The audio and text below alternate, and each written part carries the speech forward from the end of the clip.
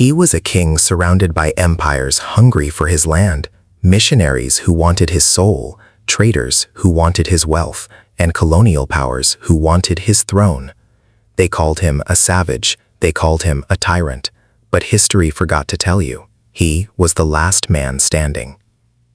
If you have never heard the name Mwanga II, then what you are about to watch will change everything you thought you knew about African resistance. Stay until the end, because this story does not just belong to Uganda, it belongs to every man who ever refused to bow. Subscribe, hit the bell, and do not look away. The year is 1884, and the world is being divided. In the conference rooms of Berlin, Germany, 14 European nations sit around a table. They are drawing lines across maps of a continent most of them have never visited. They are carving Africa, not with swords, but with ink and the cold language of diplomacy. This was the Berlin Conference of 1884 to 1885, the formal beginning of what historians would call the scramble for Africa. Within 30 years, 90% of the African continent would fall under European control. Entire kingdoms, entire peoples, entire civilizations, reduced to colonial territories on European maps. But in East Africa, nestled along the northwestern shores of Lake Victoria, there was a kingdom that would not go quietly. A kingdom with its own laws, its own military, its own political institutions, and its own king. That kingdom was Buganda, and its king was Mwanga II. This is not a story of defeat. This is a story of resistance, and it begins long before Mwanga ever sat on the throne. To understand Mwanga II, you must first understand what he was protecting. The Kingdom of Buganda, located in present-day Uganda, was one of the most sophisticated and militarily powerful states in the Great Lakes region of East Africa. By the 19th century, Buganda had a centralized government, a professional standing army, a naval fleet that patrolled Lake Victoria, and a complex administrative system built around appointed chiefs known as Bakungu.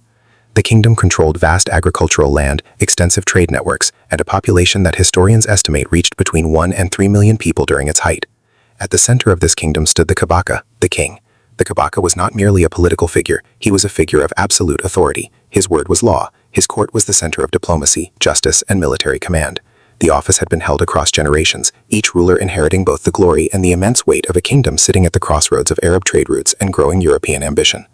Mwanga's father, Kabaka Mutesa I, had ruled Buganda from 1856 to 1884. Mutesa I was a calculating and intelligent ruler. He welcomed Arab Muslim traders into his court. He received British explorer John Henning Speke in 1862. He entertained Christian missionaries, including Henry Morton Stanley, who arrived in 1875 and famously wrote letters to Europe calling for missionaries to be sent to Buganda. Mutesa I played every foreign power against the other, using their competition to preserve Buganda's independence. But by the time of his death in October 1884, the situation had shifted dramatically. Arab traders had deepened their foothold at court. French Catholic missionaries from the White Father Society had established significant influence. British Protestant missionaries from the Church Missionary Society were competing directly against them, and Britain and Germany were locked in a territorial race across the entire East African region. The man who inherited this pressure cooker of competing forces was 16 years old. Kabaka Mwanga II was born around 1868. He ascended to the throne in October 1884 following his father's death. By most historical accounts, he was approximately 16 years of age at his coronation. But youth did not mean weakness. It meant he faced one of the most impossible political inheritances any African king had ever received. From the very first days of his reign, Mwanga confronted a court that was no longer entirely loyal to him. Young Buganda pages, educated men who served in the royal household, had been converted to Christianity in significant numbers. These men were increasingly devoted to their adopted faith and to the foreign missionaries who guided it. In Mwanga's clear-eyed assessment, their loyalty had shifted, not to Buganda, not to their Kabaka, but to Rome, to Canterbury, and to the powers that stood behind them. Mwanga also watched as British and German agents moved through the territories surrounding his kingdom, signing treaties, establishing trade agreements, and redrawing territorial boundaries. He understood, with a clarity that many of his contemporaries did not possess, exactly what was unfolding. The missionaries were not simply saving souls. The traders were not simply selling goods. These were the advance forces of colonization, soft power arriving ahead of the guns. He was not paranoid, he was perceptive. And in 1885, that perception led to the first defining crisis of his reign. In October 1885, British Anglican Bishop James Hannington led a mission party of approximately 200 men from the east. advancing through Busoga along a route that was considered a direct military threat to Buganda because it bypassed the kingdom's traditional defensive positions. Mwanga had explicitly communicated warnings against this route. He sent orders to the chiefs of Busoga. Bishop Hannington and most of his party were killed on October 29, 1885. The reaction across Britain and Europe was immediate and explosive. Mwanga was denounced as a murderer. Newspapers called him a savage. Missionary organizations demanded intervention. In the logic of European imperial politics, the killing of a bishop was not merely a crime, it was an opportunity to justify escalating pressure on Buganda and its young king. But the crisis that would most define Mwanga's early reign was still ahead. In May 1886, Mwanga ordered the execution of a group of his royal pages.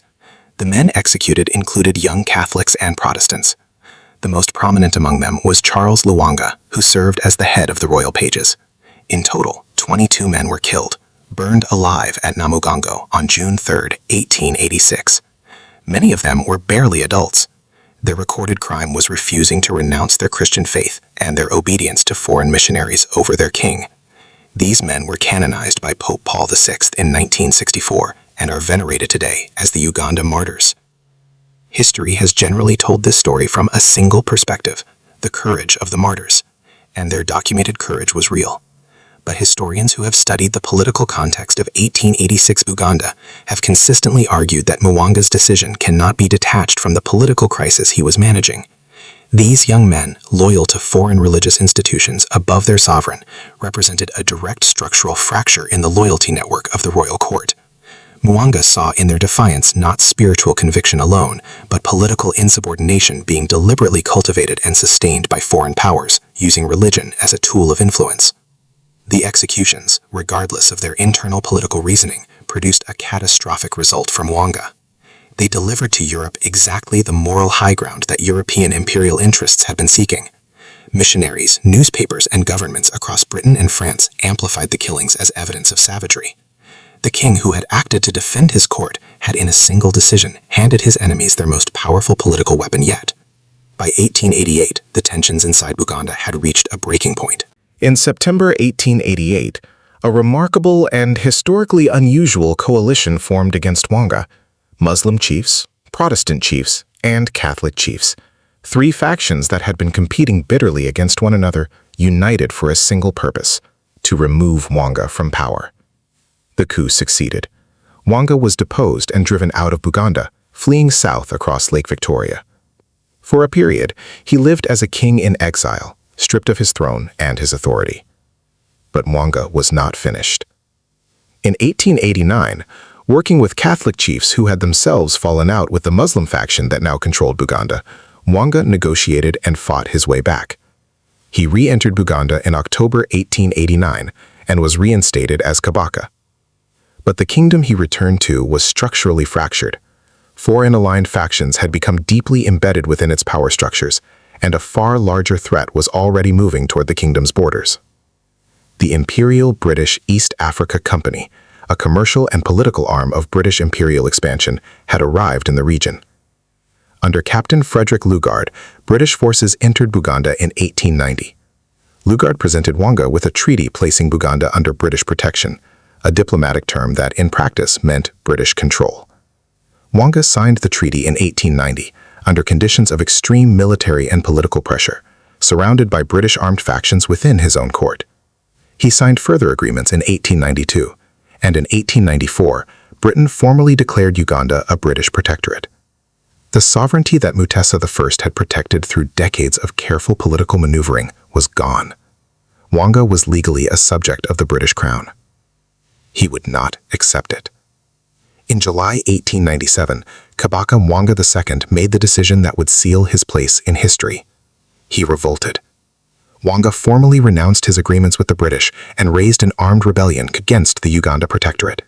He fled south, gathered loyal fighters, and launched a military campaign against British-controlled forces and their allied Buganda chiefs. This was not a symbolic protest. This was open warfare. Mwanga fought across southern Uganda, using knowledge of the terrain and the loyalty of fighters who still recognized him as the rightful Kabaka. British forces equipped with modern rifles and supported by Maxim machine guns held a devastating military advantage. But Mwanga's resistance was not crushed quickly. He moved, retreated, regrouped, and continued fighting. The British responded by formally deposing Mwanga and installing his infant son, Daudi Chwa II, as the new Kabaka, a puppet king managed by British regents, designed to drain Mwanga of political legitimacy while the military campaign against him continued. By 1898, Mwanga crossed into German East Africa and joined forces with another African leader fighting colonial rule, Kabalega, the Omakama of Bunyoro, who had himself been resisting British expansion for years. Together, the two deposed kings continued their campaign. But the combined pressure of British military pursuit, political isolation, and superior firepower was insurmountable. In 1899, both Mwanga II and Kabalega were captured near the Merli area by British forces. The last armed African resistance against British rule in Uganda had ended. After his capture, Mwanga II was tried for rebellion against the British crown, a charge that would have struck any honest observer as deeply ironic, since Mwanga was a sovereign African king being prosecuted by a foreign occupying power for defending his own kingdom. He was sentenced to exile. In 1899, he was transported to the Seychelles Islands in the Indian Ocean, the same remote exile destination Britain used for other leaders considered too dangerous to execute and too powerful to leave free. He was thousands of miles from Buganda, from Lake Victoria, from the land where his ancestors had ruled for generations. Mwanga II died on May 8, 1903. He was approximately 35 years old. He died in exile, in foreign custody, far from his people and far from the kingdom he had spent his entire adult life trying to protect. His remains were eventually returned to Uganda. In 1910, they were reinterred at Kasubi, the royal burial ground of the Buganda kings, alongside his father, Mutesa I, and other Kabakas who had come before him. In death, Buganda gave him back the dignity that the British Empire had tried to permanently remove. Colonial-era accounts largely defined Mwanga as unstable and violent. The executions of Bishop Hannington and the Uganda martyrs became the dominant narratives attached to his name. The political context, the real crisis of sovereignty, the systematic foreign infiltration of his court, the impossible position of an African ruler watching his kingdom be absorbed, was largely absent from colonial historiography. In recent decades, African historians and post-colonial scholars have worked to restore the full and complex truth of Mwanga's story. What emerges is not the portrait of a tyrant. What emerges is the portrait of a man governing under conditions that had no precedent. A king who watched every institution he inherited be infiltrated and dismantled by foreign powers, who fought back, was exiled, returned, and fought back again until there was nothing left to fight with. His 1897 rebellion was one of the earliest and most direct acts of armed resistance against British colonialism in East Africa. His alliance with Kabalega of Bunyoro was one of the first attempts at cross-kingdom African solidarity against colonial rule. These are not footnotes. These are chapters that belong at the center of East African history. Mwanga II was not a perfect king. No king in history has been. He made decisions that cost lives and gave his enemies political weapons they used against him. But above all else, he was a man who saw precisely what was being done to his world and chose to stand in the way of it. They exiled his body to the Seychelles. They installed his infant son on his throne. They rewrote his story in their own language. But they could not exile his defiance. Uganda became an independent nation on October 9, 1962. The Kasubi Tombs, where Mwanga II is buried, are today a UNESCO World Heritage Site, and the story of the warrior king who refused to surrender, who fought until there was nothing left, is still being told. Because some truths are too important for empires to permanently silence. Mwanga II was buried in exile, but his defiance was never buried with him. If this story moved you, if it made you think, if it made you feel something real, then do not let it die in silence. Share this video. Drop your thoughts in the comments below. Because the world needs to know his name, and you just became part of keeping it alive. Subscribe for more stories history tried to bury. We will see you in the next one.